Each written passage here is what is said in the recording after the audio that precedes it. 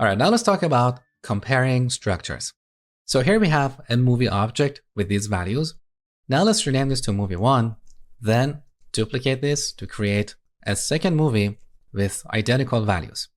Now, if we compare these movie objects for equality, we get a compilation error because the equality operator is not defined for structures. So to compare these structures for equality, we have to compare their individual members. So every member included here, the title, release year, month, and day. So our code is going to look like this. If movie1, the title, equals movie2, the title.